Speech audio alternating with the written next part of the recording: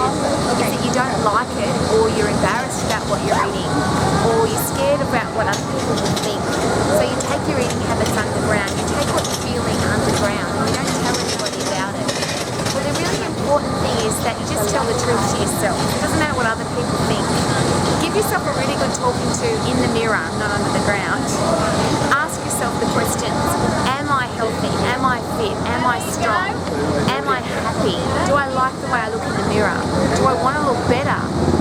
When am I prepared to get started? When am I going to stop? And the great answer to that is I'm not going to stop until I am healthy, fit and strong. So it's best to stop hiding what you're feeling, stop hiding what's going on inside, and stop hiding your body in clothes that you don't like, and get your body into great shape and get your